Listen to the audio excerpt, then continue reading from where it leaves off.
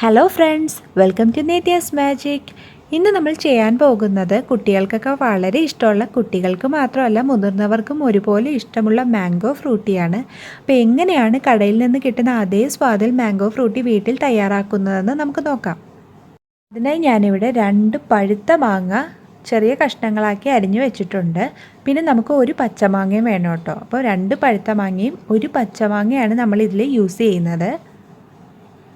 ഞാനിവിടെ ഒരു പാത്രത്തിൽ 2 ഗ്ലാസ് വെള്ളം തിളപ്പിക്കാൻ വെച്ചിട്ടുണ്ട്. ഈ വെള്ളം ഒന്ന് ചൂടായി വരുമ്പോഴേക്കും നമ്മൾ അരിഞ്ഞു വെച്ചേക്കുന്ന മാങ്ങയില്ലേ, അത് ഇതിലേക്ക് ചേർത്ത് കൊടുക്കണം.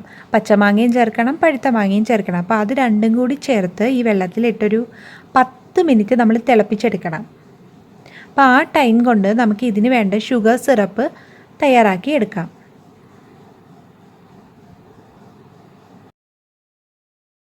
ഷുഗർ സിറപ്പ് തയ്യാറാക്കാനായി ഞാൻ വേറൊരു പാത്രത്തിൽ 2 ഗ്ലാസ് വെള്ളം വെച്ചിട്ടുണ്ട്. ഇതിലേക്ക് നമുക്ക് പഞ്ചസാര ചേർത്ത് കൊടുക്കാം.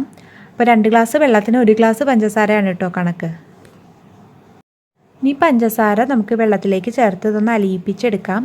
അപ്പോൾ ഇതിന് പ്രത്യേകിച്ച് പരുവൊന്നുമില്ല കേട്ടോ. ഈ പഞ്ചസാര നന്നായി അലിഞ്ഞൊരു 2 to 3 മിനിറ്റ്സ് കൂടി നമ്മളൊന്ന് തിളപ്പിച്ചതിന് ശേഷം നമുക്ക് ഫ്ലെയിം ഓഫ് ചെയ്യാം. ഇപ്പോൾ പഞ്ചസാര നന്നായി അലിഞ്ഞു വന്നിട്ടുണ്ട്.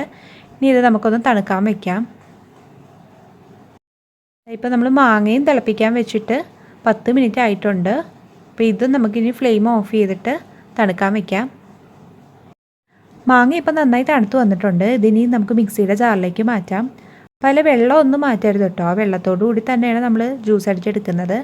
അപ്പോൾ 1 സ്പൂൺ നാരങ്ങ നീരും കൂടി ചേർത്തിട്ട് വേണം നമ്മൾ ഈ മാങ്ങ മിക്സിയിൽ അടിച്ചെടുക്കാൻ. മാങ്ങ ഇപ്പോൾ ഞാൻ നന്നായി അടിച്ചെടുത്തിട്ടുണ്ട്. ഇനി ഇത് നമുക്ക് വേറൊരു പാത്രത്തിലേക്ക് മാറ്റാം.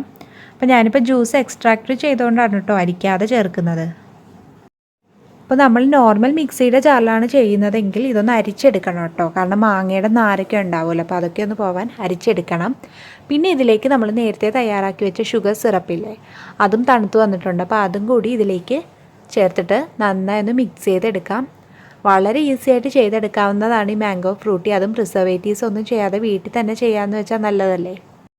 ഇനി ഇതിലേക്ക് നമുക്ക് 1/4 ഗ്ലാസ് വെള്ളം കൂടി ചേർക്കാം.